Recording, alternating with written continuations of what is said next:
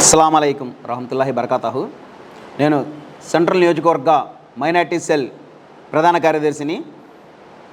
ఇప్పుడు ఈ press meet పెట్టడానికి గల కారణం ఏంటంటే, ఈ సెంట్రల్ నియోజకవర్గంలో శాసన మండలి సభ్యుడిగా ఉన్నటువంటి రూహుల్లా అనేక మైనార్టీల్ని తప్పుదోవ పట్టించి ఎలక్షన్ ముందు నేను ఖబరస్థాన్ని మరమ్మతులు చేస్తాము, ఖబరస్థాన్ని మంచిగా తీర్చిదిద్దుతాము, సుందరవదనంలో దాన్ని మారుస్తాము అని చెప్పి ఒక మైనార్టీల మొత్తాన్ని ఒక ప్రభులో పెట్టేటటువంటి పనిని ఆయన చేశారు.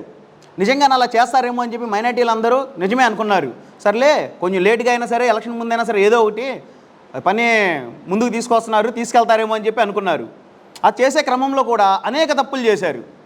ఈ ఉన్నటువంటి బుల్డోజర్లు కానీ పొక్కలేన్లు కానీ సంస్థానాల మీదకి ఎక్కించి చేసి ఖబర్లు ఘోషించేలాగా తప్పు చేశారు. దానికి కూడా ఈ మైనార్టీస్ మొత్తం ఓర్పు పట్టారు. సర్లే చేస్తారేమో అని చెప్పి ఇప్పుడు అదని ఇదని చెప్పి ఎక్కడ సొల్లు కబుర్లు చెప్పి ఆ ఖబర్స్థాన్ పని ఏది చేయకుండా కనీసం ఇదివరకన్నా సరే దాంట్లో ఖననం చేసుకునేవాళ్ళు మైనార్టీస్.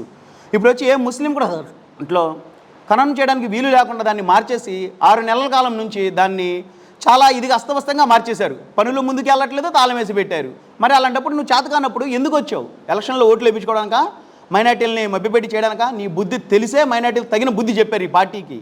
అలాగే ఇప్పుడు గత 4 రోజుల క్రితం ఒక ఇన్ఫర్మేషన్ అందింది ఆయనకి ఇంటెలిజెంట్ ద్వారా. మైనార్టీలు మొత్తం ఈ నియోజకవర్గ ప్రాంతంలో ఉన్నటువంటి శాసన మండలి ప్రాంతంలో ఉన్నటువంటి నియోజకవర్గంలో ఉన్నటువంటి మైనార్టీస్ మొత్తం కలిసి ఎమ్మెల్సీ ఆఫీస్ని చుట్టుముడదాం, ఈ ఖబరస్థాన్ ఇలా ఎందుకు చేశాడు, దీనిలో ఖననం చేయకుండా ఎందుకు చేశాడు, చుట్టుముడదాం అని చెప్పి సామాన్యులైనటువంటి మైనార్టీస్ ముస్లిమ్స్ కూడా అందరు కలిసి చుట్టుముడదాం అని చెప్పేసి చేసినటువంటి ఒక దీంట్లో ఆ ఇన్ఫర్మేషన్ తెలుసుకున్న రూహుల్లా మళ్ళీ దీనికి ఒక కొత్త ఇదిగా తీసుకెళ్లి కమిషనర్ దగ్గర వాళ్ళ వదిన గారు అయినటువంటి కార్పొరేటర్ 59వ డివిజన్ కార్పొరేటర్ గారితో మళ్ళీ ఒక కొత్త నాటకం తెర మీదకి తీసుకొచ్చారు. ఈ ఖబరస్థాన్ని తొందరగా పూర్తి చేయాలని చెప్పి కమిషనర్ గారికి చేస్తున్నాము అని చెప్పి. అంటే మైనార్టీలు మరీ అంత పిచ్చగా కనబడుతున్నారా, అంత పిచ్చోళ్ళ కనబడుతున్నారా? వేయాల్సిన వేషాలన్నీ వేసి చేయాల్సిన అన్నీ చేసి ఇప్పుడు తీసుకెళ్లి ప్రలోభాలు ఏవో పెడుతున్నారు. అసలు నువ్వు మైనార్టీ కోటాల్లో మైనార్టీ కమ్యూనిటీ తరపు నుంచి నువ్వు ఎమ్మెల్సీగా శాసన మండలి సభ్యుడిగా బాధ్యతలు చేపట్టిన తర్వాత నీ శాసన మండలి పరిధిలో నువ్వేం చేసావు మైనార్టీల కోసం? ఏ ఒక్క కార్యక్రమమైనా నువ్వు చేసింది ఉందా మైనార్టీల కోసం? చెప్పే దమ్ము నీకుందా? చెప్పగలవా? ఖబరస్థాన్ని తీసుకెళ్ళి అక్కడ కనీసం ఖననం కూడా చేయడానికి వీలు లేకుండా అక్కడ మధ్యలో పెట్టావు. ఈరోజు వచ్చేసేమో ప్రాబాలు పలుకుతున్నావు. నువ్వు అసలు ఏం చేసావు ఈ 3 సంవత్సరాలు? కానీ అంతకుముందు ఉన్నప్పుడు కార్పొరేటర్ ఉన్నప్పుడు నీకు గుర్తు రాలేదా? మీ అమ్మగారు కార్పొరేటర్గా ఉన్నప్పుడు ఖబరస్థాన్ గురించి గుర్తు రాలేదా? అప్పుడు ఎమ్మెల్యే శాసనసభ్యులు ఉన్నారుగా, అప్పుడు వినతి పత్రం పెట్టలేకపోయావా? ఖబరస్థాన్ గురించి మాట్లాడలేకపోయావా? ఎలక్షన్ ముందే గుర్తు వచ్చిందా?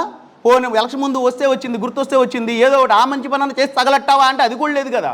అది కూడా లేకుండా మరీ ఇంత ఇచ్చేయడానికి ఇది లేదు. నువ్వు చేసిన పని ఏమాత్రమో కరెక్ట్ కాదు. ఒక అనర్హుణ్ణి మైనార్టీ కోటా నుంచి, మైనార్టీస్ కమ్యూనిటీ నుంచి ఒక అనర్హుణ్ణి తీసుకొచ్చి శాసన మండలి సభలో కూర్చోబెట్టిన జగన్మోహన్ రెడ్డికి జనాలు బుద్ధి చెప్పారు. అలాగే ఈ కార్పొరేటర్స్కి వీళ్ళకి కూడా బుద్ధి చెప్తారు రానున్న రోజుల్లో. అలాగే ఇప్పుడు ఈ నియోజకవర్గ శాసనసభ్యులైనటువంటి బోండా ఉమామహేశ్వరరావు గారు యుద్ధ పక్షపాతన్న దాన్ని పూర్తి చేస్తారు, ఎటువంటి ఇబ్బందులు లేకుండా దాన్ని రెడీ చేస్తారు. అలాగే దాంట్లో పూడ్చిపెట్టడానికి ఇచ్చడానికి గోతులు తీయడానికి మనుషులు లేరు కాబట్టి దానికోసం చూస్తున్నారు. ఆ మనుషులు వచ్చిన తర్వాత దాన్ని అమల్లో పెడతారు. ఆ ఖబరస్థాన్లో ఖననం చేసుకోవడానికి అమల్లో పెడతారు. అలాగే దాంట్లో ఇంకా మిగిలిన పనులు రోడ్లు వేయడం చేయడం అయ్యాయి కాబట్టి ఖననానికి దానికి ఎటువంటి ఆటంకం లేదు కాబట్టి దాన్ని త్వరలోనే తీసుకొచ్చి ఖననం చేసుకోవడానికి వీళ్ళని కల్పిస్తారు బొండా ఉమామహేశ్వరరావు గారు.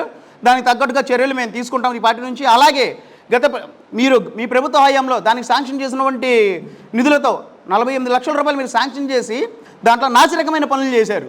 పొక్కలెంతో ఇళ్ళతో ఎక్కడమే కాకుండా రాళ్ళు రెప్పలు పోసి దాంట్లో చేశారు. దాని మీద కూడా ఒక కమిషన్ వేస్తాము. కమిషన్ ఇచ్చి దాన్ని దోషులైన వాళ్ళందరినీ మొత్తాన్ని బయటికి లాగుతాము, తగిన శిక్షార్హుల్ని చేస్తామని చెప్పేసి మేము చెప్తున్నాం, హెచ్చరిస్తున్నాం రూహుల్లాని.